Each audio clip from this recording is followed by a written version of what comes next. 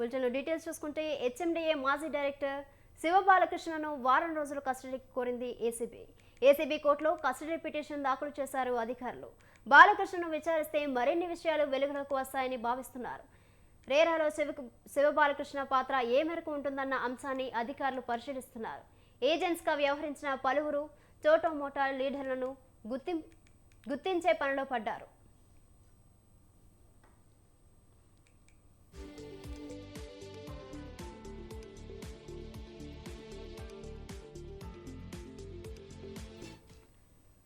మరోవైపు శివబాలకృష్ణ హయాంలో ఆమోదం పొందిన ఫైల్స్ పై ప్రభుత్వం స్పెషల్ ఫోకస్ పెట్టింది. భూముల అక్రమాలపై సాంకేతిక కమిటీ ఏర్పాటు చేసి విచారణ జరిపించే యోచనలో కూడా ప్రభుత్వం ఉన్నట్లు సమాచారం. ప్రధానంగా వట్టినాగులపల్లికి సంబంధించి పెద్ద ఎత్తున భూమి వినియోగ మార్పుడిపై అధికారులు దృష్టి సారించారు. ఉత్తర్వులు వెలువడే సమయానికి హెచ్ఎండిఏ డైరెక్టర్గా శివబాలకృష్ణగా లేకపోయినప్పటికీ ఫైల్స్ ఆమోదంపై ఆయన పాత్రను ఏసీబీ అధికారులు ఆరా తీస్తున్నట్లు తెలుస్తుంది. దీనిపై మరింత సమాచారం మా ప్రతినిధి పవన్ ఫోన్ లైన్ లో అందిస్తారు. పవన్, మాజీ డైరెక్టర్ శివబాలకృష్ణ సంబంధించి ఇప్పటికే ఇంకా విచారించాలని చెప్పి కూడా వారం రోజుల కస్టడీ కోర్టు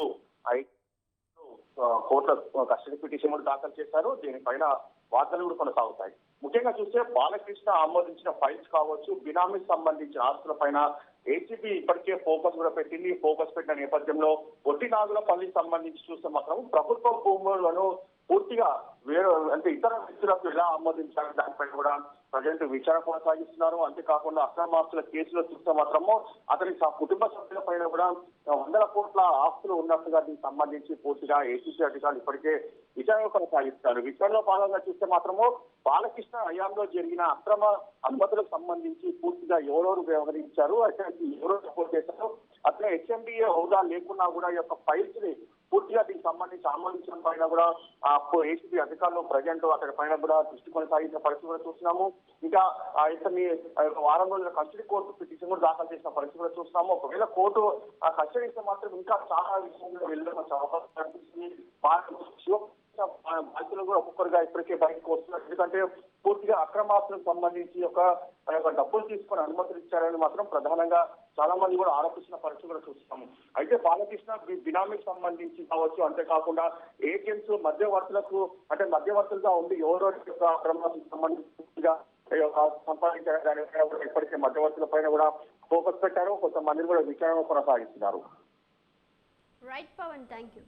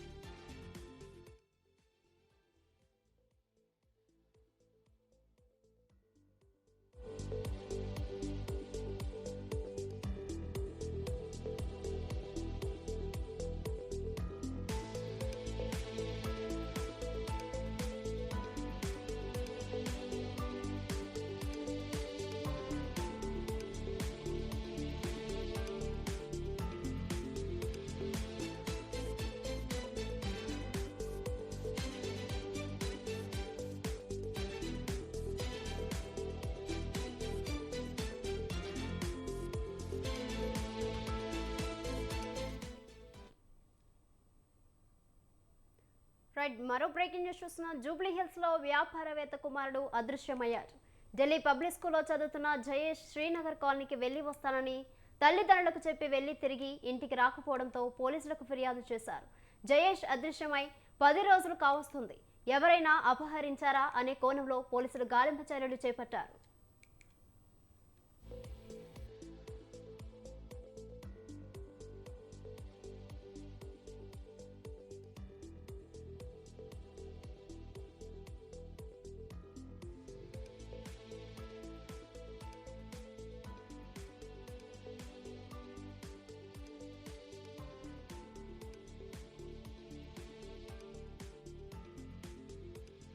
ఏపీలో రాజకీయం రోజు రోజుకు వేడెక్కుతుంది. ఎన్నికల టైం దగ్గర పడుతుండటంతో పార్టీలు పోటాపోటీగా ప్రజల్లోకి దూసుకెళ్తున్నాయి. రెండోసారి అధికారం కోసం వైసీపీ విశ్వ ప్రయత్నాలు చేస్తుంది. సిద్ధం పేరుతో ఏపీ సీఎం జగన్ ఎన్నికల శంఖారావం పూరించేందుకు రెడీ అవుతున్నారు. ఇన్నాళ్ళు జనానికి దూరంగా ఉన్నారనే విమర్శలను మూటగట్టుకున్న జగన్ ఇప్పుడు ప్రజాబాట పట్టనున్నారు. ఇంతకీ వైసీపీ ప్రారంభిస్తున్న సిద్ధం ప్లాన్ ఏంటి? షర్మిల విమర్శలకు బ్రేక్ వేయకపోతే పార్టీకి డ్యామేజ్ అయ్యే ఛాన్స్ ఉందని జగన్ భావిస్తున్నారా?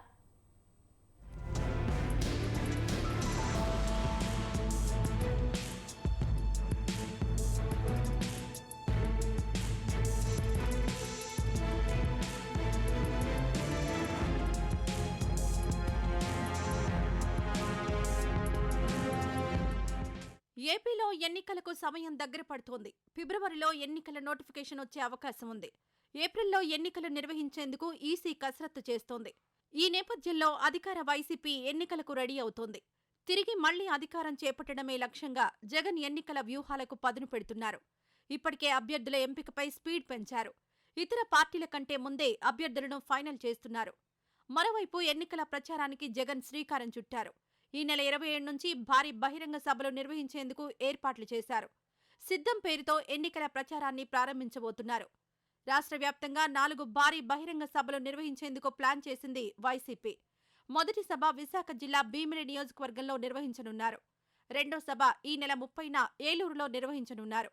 ఉమ్మడి కృష్ణా జిల్లాతో పాటు ఉభయ గోదావరి జిల్లాల క్యాడర్ ఈ సభకు హాజరు కానుంది. ఆ తర్వాత రాయలసీమ జిల్లాలో మరో సభ నిర్వహించేందుకు ఏర్పాట్లు చేస్తున్నారు.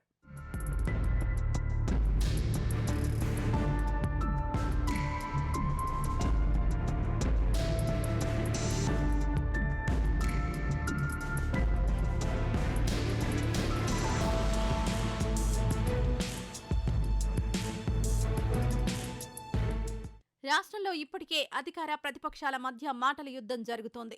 ఇప్పటికే ప్రతిపక్ష టీడీపీ రా కదలిరా సభలతో ఫుల్ జోష్లో ఉంది. ఈ నేపథ్యంలో వైసీపీ నిర్వహిస్తున్న ఈ తొలి సభ ద్వారా తాము ఎన్నికల రణక్షేత్రంలో దిగేందుకు సిద్ధంగా ఉన్నామన్న మెసేజ్ను ఇచ్చేందుకు ఈ పేరును ఖరారు చేసినట్టు చెబుతున్నారు. పోరుకు తాము సిద్ధమన్న రీతిలో పోస్టర్ డిజైన్ కూడా ఉంది. సీఎం జగన్మోహన్ రెడ్డి చిత్రంతో పాటు పిడికిలి బిగించిన చేతిని పోస్టర్లో డిజైన్ చేశారు. ఇది ఎన్నికల్లో వైసీపీ క్యాడర్ సాగించబోయే పోరాటానికి సంకేతంగా ఆ పార్టీ నాయకులు చెబుతున్నారు.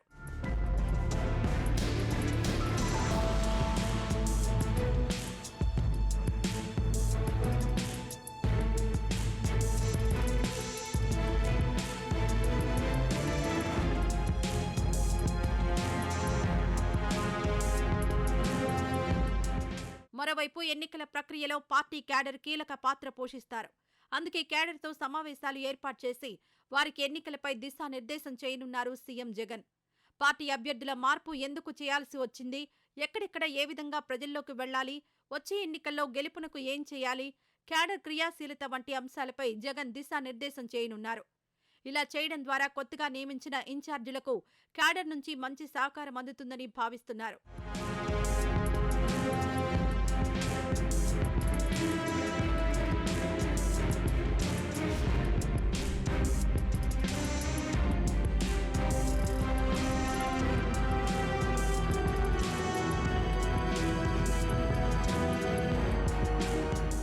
అయితే అధికారంలోకి వచ్చినప్పటి నుంచి సీఎం జగన్ జనానికి దూరంగా ఉన్నారనే విమర్శలు వినిపిస్తున్నాయి. పరదాల మాటున పర్యటనలు, ఆంక్షల నడుమ సందర్శనలకు 5 ఏళ్ల కాలాన్ని వెచ్చించారని ప్రతిపక్షాలు దుమ్మెత్తిపోస్తున్నాయి. ఇక ఇప్పుడు ఎన్నికలు దగ్గర పడుతున్నందున జగన్ ప్రజల్లోకి రావాల్సిన పరిస్థితి తప్పనిసరైందని, అందుకే జగన్ ఇప్పుడు ప్రజలను స్మరించుకుంటున్నారని ప్రతిపక్ష పార్టీలు కౌంటర్లిస్తున్నారు.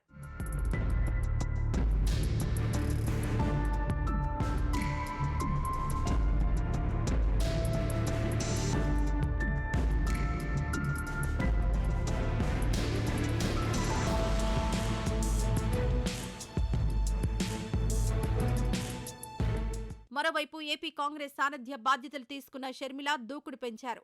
ఆమె పర్యటనలు ఈ నెలాఖరు వరకు కొనసాగనున్నాయి. దాదాపు 13 ఉమ్మడి జిల్లాల్లో ఆమె పర్యటించనున్నారు.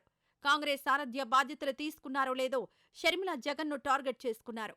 అవినీతిని ఎండగట్టారు. ఒక్క మాటలో చెప్పాలంటే ఈ రాష్ట్రానికి జగన్ అవసరం లేదని, గత 5 ఏళ్లలో అధోగతి పాలన చేశారని మండిపడ్డం ద్వారా కొత్త సంకేతాలిచ్చారు షర్మిల.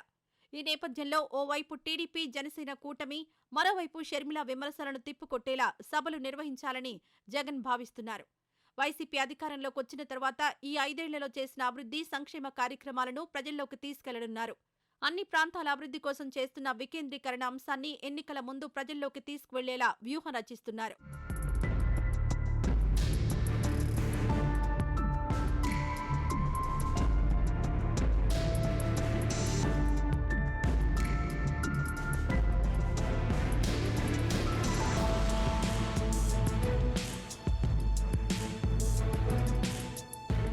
మొత్తానికి ఎన్నికలు దగ్గర పడుతూ ఉండడంతో రాజకీయ పార్టీలో హడావుడి మొదలైంది. అన్ని పార్టీల అగ్రనేతలు ప్రజా బాట పడుతున్నారు. తాజాగా సీఎం జగన్ కూడా ఎన్నికల ప్రచారానికి శ్రీకారం చుట్టారు. సిద్ధం పేరుతో భారీ బహిరంగ సభలు నిర్వహిస్తున్నారు. మరి జగన్ ప్లాన్ వర్కౌట్ అవుతుందో లేదో ప్రజలు ఎలాంటి తీర్పునిస్తారో చూడాలి.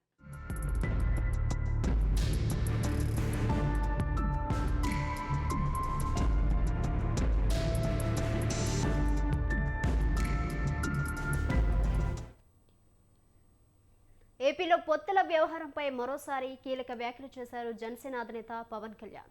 టీడీపీతో కలిసే ఎన్నికలకు వెళ్తామని మరోసారి స్పష్టమైన ప్రకటన చేశారు. ఉమ్మడి మేనిఫెస్టో ఉంటుందని ప్రకటించారు. అదే సమయంలో పొత్తుల్లో ఒక మాట అటు ఇటు ఉంటుందని, ఎవరెన్ని చెప్పినా ఎన్ని స్థానాల్లో పోటీ చేయాలన్నా దానిపై తనకు ఓ క్లారిటీ ఉందంటూ తేల్చి చెప్పారు జనసేన అధినేత. ఇంతవరకు బాగానే ఉన్నా మరి పవన్తో పొత్తులో ఉన్న కమలనాథుల సంగతేంటి అన్నది ఆసక్తి రేపుతోంది.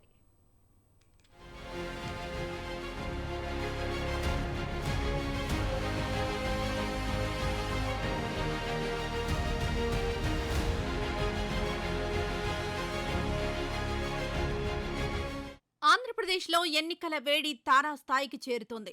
ఓవైపు ఇన్ఛార్జీల మార్పులు, చేర్పుల పేరుతో అసెంబ్లీ, పార్లమెంటుకు పోటీ చేసే అభ్యర్థులను ఖరారు చేసుకుంటూ వెళ్తోంది అధికార వైసీపీ. ఈ క్రమంలో పలువురు అసంతృప్త నేతలు పార్టీని వీడుతున్నారు.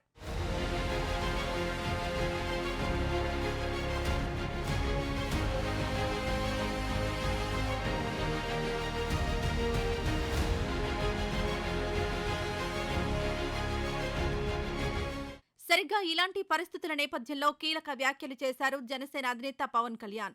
టీడీపీతో కలిసే ఎన్నికలకు వెళ్తున్నట్లు మరోమారు విస్పష్టంగా ప్రకటించారాయన.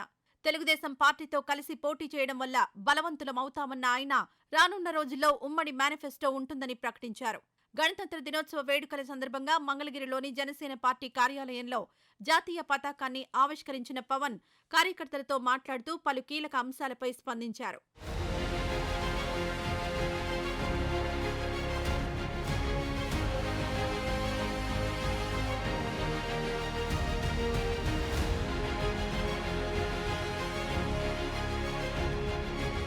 సీట్ల సర్దుబాటుపైన సంచలన వ్యాఖ్యలు చేశారు జనసేనాని.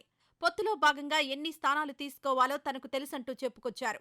కొందరు 50 తీసుకోండి, 60 తీసుకోండి అని చెబుతున్నారని, ఇవేమీ తెలియకుండా రాజకీయాల్లోకొచ్చారని అనుకుంటున్నారా అంటూ కార్యకర్తలను ఉద్దేశించి అన్నారు. 2019 ఎన్నికల్లో ఒంటరిగా పోటీ చేయడం వల్ల ఏం జరిగిందో చూశామని చెప్పిన ఆయన, సింగిల్గా వెళ్తే సీట్లు వస్తాయి కానీ ప్రభుత్వాన్ని ఏర్పాటు చేయలేమని అన్నారు పవన్. జనసేన ఎందుకు సింగిల్గా వెళ్ళకూడదు?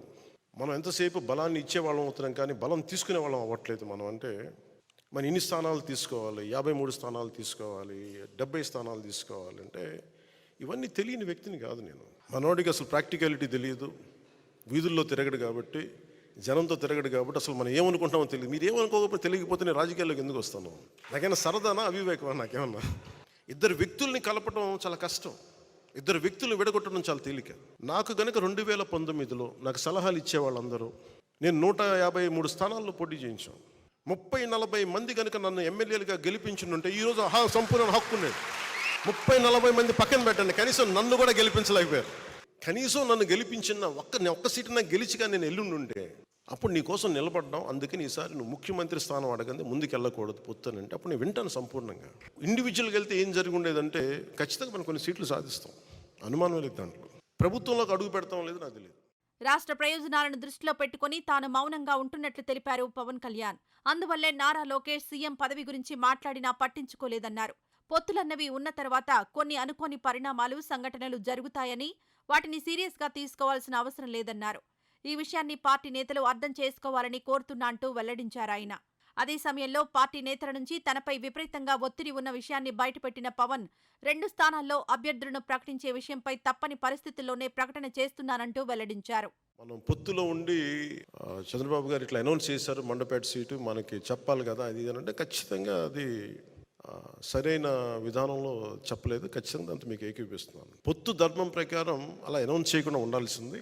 లోకేష్ గారు ఆ రోజు మా నాన్నగారు ముఖ్యమంత్రి ఎన్ని అన్నా కానీ ఇవన్నీ నేను ఎందుకు దాన్ని పెద్ద మనసుతో వదిలేస్తానంటే, ఒక పార్టీని 3 దశాబ్దాలు నడిపి 3 సార్లు ముఖ్యమంత్రులుగా ఉండి అలాంటి కుటుంబం నుంచి వచ్చిన వ్యక్తులు సహజంగా గబుక్కుని ఒక మాట వచ్చేస్తుంది. ఈ పర్యాయం నన్ను నమ్మండి, వ్యూహం నాకు వదిలేయండి, ఏ వ్యూహం వేసినా నన్ను సంపూర్ణంగా నమ్మండి, నేను విహంగ వీక్షణం చేస్తాను, మీరు నన్ను నమ్మండి. నాకు దశాబ్దం అడగట్లా, ఈ ఎన్నికలు దాటనివ్వండి, 5 సంవత్సరాలు టైం ఇవ్వండి. నాకు మీ గౌరవానికి ఏ మాత్రం భంగం వాటిల్లకుండా మన నాయకులకి ప్రతి ఒక్కరికి గుర్తించే బాధ్యత నేను సంపూర్ణంగా తీసుకుంటాం. ఈసారి కలిసి పనిచేద్దాం. ఎప్పుడు విడిపోయి మనం పలచన పడిపోయాం. ఈసారి కలిసి ఉందాం, చిక్కగా ఉందాం. టీడీపీ జనసేన పొత్తు వరకు బాగానే ఉంది, కానీ మరి బీజేపీ సంగతేంటి అన్న దానిపై మాత్రం ఇంకా ఓ స్పష్టత రాలేదు. ఓవైపు జనసేన టీడీపీతో పొత్తులో ఉంది. అదే సమయంలో జనసేన తమతో పొత్తులో ఉన్నట్లు చెబుతున్నారు బీజేపీ రాష్ట్ర నేతలు, జాతీయ నేతలు. ఈ నేపథ్యంలో టీడీపీ, బీజేపీ మధ్య పొత్తు ఉంటుందా, ఉండదా? అసలు ఈ 3 పార్టీలు కలిసే ఎన్నికలకు వెళ్తాయా, లేక మరో వ్యూహం ఏమైనా ఉందా అన్న దానిపై ఇప్పటి వరకు ఓ క్లారిటీ లేని పరిస్థితి నెలకొంది.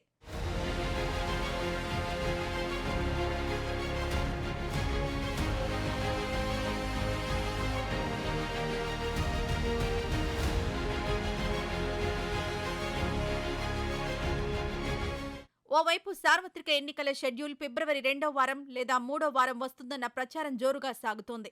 దీనిపై ఇప్పటికే వైసీపీ అధినేత, ఏపీ సీఎం జగన్ కీలక వ్యాఖ్యలు సైతం చేశారు.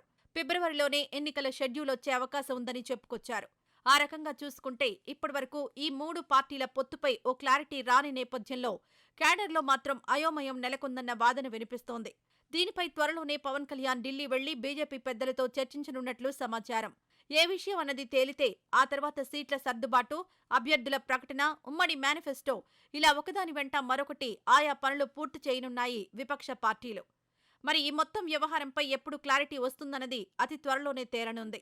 ఎన్ని విపత్కరమైన పరిస్థితులు వచ్చినా జగన్ నడిపే ఈ ప్రభుత్వం 24లో మనకి కనిపించకూడదు. నాకు వ్యక్తిగతంగా జగన్ గారి మీద కక్ష లేదు, నాకు వైఎస్ జగన్ గారి మీద. కానీ ఆయన విధానాలు కానీ ఆయన ధోరణి కానీ ప్రజల్ని ఇబ్బంది పెట్టేవి, రాష్ట్రాన్ని అప్పుల పాలు చేసేవి, అప్పులకి దగ్గర చేసేవి, అభివృద్ధికి దూరం పెట్టేవి ఆయన పథకాలన్నీ. శాంతి భద్రతలని పరిస్థితులని అసలు చేతుల్లో లేకుండా విపరీతమైన శాంతి భద్రతల సమస్యని సృష్టించిన వ్యక్తి. ప్రజాస్వామ్యంలో ఎవరికైనా ఒక తప్పు జరిగితే నా అభిప్రాయం చెప్పుకునే హక్కు ఉంటుంది. అసలు నువ్వు అభిప్రాయమే చెప్పకూడదంటే అది భగవంతుడిచ్చిన హ్యూమన్ రైట్. అది ఒక నాయకుడి తాలూకు కీలకమైన లక్షణం తిట్లు తినటం, విమర్శ తీసుకోవడం కూడా అవసరం అవ్వాలి. అలాంటిది ఒక ముఖ్యమంత్రికి ఏ స్థాయిలో ఉండాలి?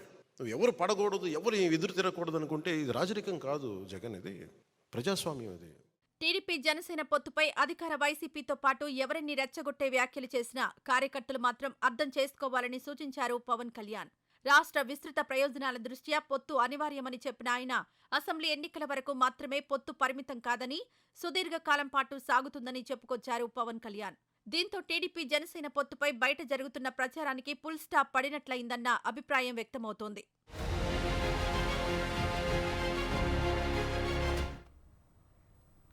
తెలంగాణలో కాంగ్రెస్ సర్కార్కు పాలన మీద పూర్తి పట్టు రాకముందే పార్లమెంట్ ఎన్నికలు తరుముకొస్తున్నాయి. ఇటు పాలనపై దృష్టి పెడుతూనే అటు జిల్లాల పర్యటన సాగించడానికి సీఎం రేవంత్ రెడ్డి నిర్ణయించుకున్నట్లు తెలిసిందే. పార్లమెంట్ ఎన్నికల్లో రాష్ట్రంలో అత్యధిక స్థానాలు సాధించి అధిష్టానానికి బహుమానంగా ఇవ్వాలని సీఎం పట్టుదలగా ఉన్నట్లు సమాచారం.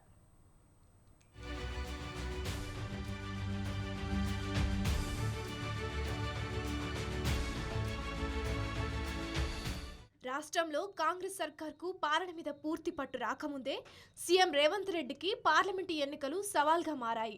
రాష్ట్రంలో కాంగ్రెస్ అధికారంలోకి వచ్చిన నేపథ్యంలో అధిష్టానంకు పార్లమెంటు ఎన్నికల్లో అత్యధిక స్థానాలు సాధించి బహుమానంగా ఇవ్వాలని సీఎం పట్టుదలగా ఉన్నారు. దీనిలో భాగంగానే కాంగ్రెస్ అధికారంలోకి వచ్చిన నాటి నుంచి ఒకవైపు పాలనను దూకుడుగా ముందుకు తీసుకువెళుతూనే మరోవైపు పార్లమెంటు ఎన్నికలకు అస్త్రాలు సిద్ధం చేసుకుంటున్నారు. గాంధీ భవన్ వేదికగా పార్లమెంటు ఎన్నికల ఎజెండాను రాష్ట్ర నాయకత్వానికి దిశానిర్దేశం చేస్తున్నారు. బలమైన అభ్యర్థులను రంగంలోకి దింపే దిశగా అడుగులు వేస్తున్నారు. ముమ్మరంగా ప్రచార వ్యూహ రచన చేస్తున్నారు. ఇప్పటికే పార్లమెంటు నియోజకవర్గాల వారీగా సమీక్షలు నిర్వహించడమే కాకుండా మంత్రులను, ముఖ్య నేతలను ఇన్ఛార్జీలుగా నియమించారు.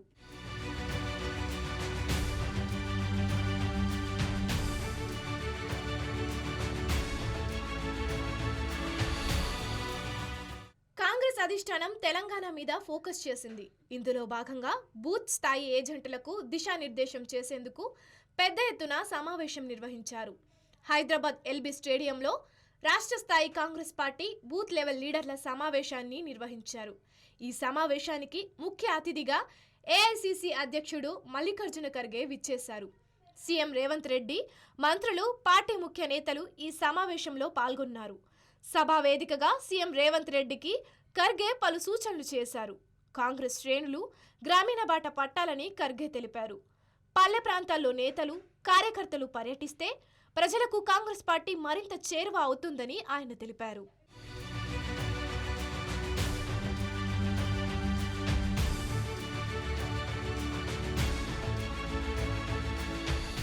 కాంగ్రెస్ సర్కారు ఏర్పడి కనీసం 50 రోజులు సైతం పూర్తి కాకుండానే బీఆర్ఎస్ నేతలు విమర్శలు గుప్పిస్తున్నారని సీఎం రేవంత్ రెడ్డి గులాబీ పార్టీ నేతలపై మండిపడ్డారు.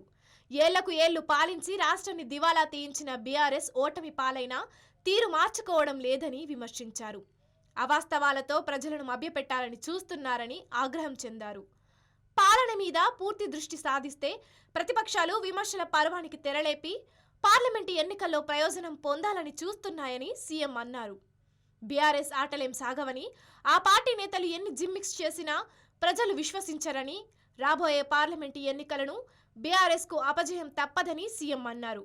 ఇప్పటి నుంచి అసలు ఆట మొదలవుతోందని, వారంలో 3 రోజులు పాలనపై దృష్టి సారించి మరో 3 రోజులు పార్టీ కార్యకర్తలతో మమేకం అవుతానని సీఎం రేవంత్ రెడ్డి చెప్పారు. ఇందుకే జిల్లాల పర్యటనకు సీఎం రేవంత్ రెడ్డి శ్రీకారం చుట్టనున్నారు. పీసీసీ బాధ్యతలు చేపట్టిన అనంతరం ఇంద్రవెల్లి సభ మంచి మైలేజ్ తీసుకువచ్చింది. ఇంద్రవెల్లి సభను సెంటిమెంట్గా భావిస్తూ అక్కడ నుంచే పార్లమెంటు ఎన్నికలకు శంఖారావం పూరిస్తానని సీఎం రేవంత్ రెడ్డి తెలియజేశారు.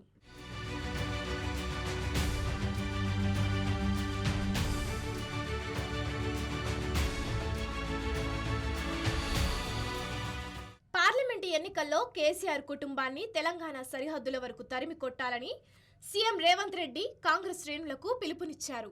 పేద ప్రజలకు పథకాలను సత్వరం అందించడానికి పలు చర్యలు తీసుకున్నట్టు సీఎం రేవంత్ రెడ్డి తెలిపారు. మరోవైపు పార్లమెంటు ఎన్నికల్లో విజయబావుట ఎగరవేయాలని బీఆర్ఎస్ ఉవ్విళ్లూరుతోంది. అసెంబ్లీ ఎన్నికల్లో జరిగిన తప్పిదాలను సరిదిద్దుకొని కార్యకర్తలకు పెద్దపీట వేసి పార్లమెంటు ఎన్నికల్లో విజయం సాధించాలని గులాబీ బాస్ భావిస్తున్నట్టు సమాచారం.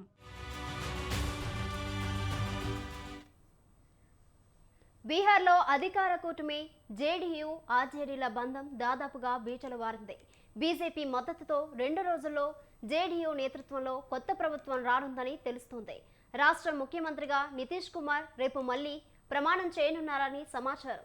వచ్చే శాసనసభ ఎన్నికలు జరిగే 2025 వరకు ఆయనే ముఖ్యమంత్రిగా కొనసాగుతారని, బీజేపీ నుంచి 2 ఉప ముఖ్యమంత్రులు ఉంటారని సంబంధిత వర్గాలు చెబుతున్నాయి.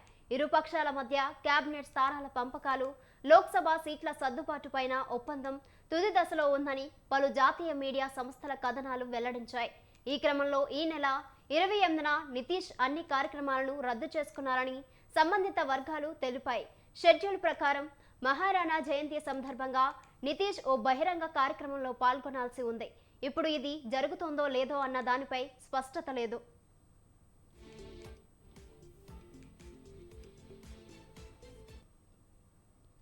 రాజకీయ కూటములను తరచూ మార్చే నితీష్ కుమార్ తాజా మార్పునకు కారణాలను విశ్లేషిస్తే తన సంకీర్ణ భాగస్వామ్యులైన ఆర్జేడీ, కాంగ్రెస్ విషయంలో ఆయన అసంతృప్తిగా ఉన్నారని సంబంధిత వర్గాలు చెబుతున్నాయి. ప్రధానంగా అధికార భాగస్వామి ఆర్జేడీతో నితీష్ విసిగిపోయారని తెలిపారు. ఆ పార్టీకి చెందిన మంత్రులు తేజస్వి యాదవ్, తేజ్ ప్రతాప్ యాదవ్లు కీలక శాఖలు నిర్వహిస్తూ ముఖ్య నిర్ణయాలు తీసుకునేటప్పుడు నితీష్తో సంప్రదించడం లేదని తెలిపాయి. దీంతో నితీష్ తీవ్రమైన అసంతృప్తికి ఆగ్రహానికి లోనై వారిపై విమర్శలు కూడా చేశారు. అయితే ప్రభుత్వ మనుగడకు ముప్పు వాటిల్లుతోందని కఠినంగా వ్యవహరించలేకపోతున్నారు. దీనికి తోడు నితీష్ చేసిన కుటుంబ రాజకీయాల వ్యాఖ్యపై లాలూ ప్రసాద్ కుమార్తె రోహిణి ఆచార్య తీవ్ర స్పందన ఆయన్ను ఇబ్బంది పెట్టింది. గత సంబరంలో తేజస్వి యాదవ్ బీహార్ భవిష్యత్ ముఖ్యమంత్రి అంటూ ఆర్జేడీ నెలకొల్పిన పోస్టర్లు నితీష్లో అలజడి రేకెత్తించాయి. వీటికి తోడు వచ్చే లోక్సభ ఎన్నికలకు సీట్ల పంపకాలపై కాంగ్రెస్ నాంచివేత ధోరణి ఆయన్ను విసిగిస్తుంది. విపక్ష ఇండియా కూటమి రూపకల్పనలో కీలక పాత్ర పోషించినప్పటికీ కూటమి అధ్యక్షుడిగా ఇటీవల కాంగ్రెస్ అధినేత మల్లికార్జున ఖర్గేను ఎన్నుకోవడం ఆయన అసంతృప్తి జ్వాలలపై ఆద్యం పోసింది.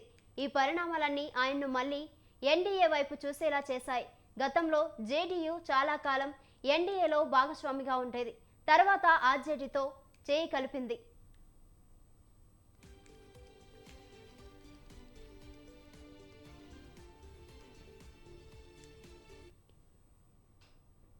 ఇవి బులెటిన్ డీటెయిల్స్. కీప్ వాచింగ్ స్వతంత్ర.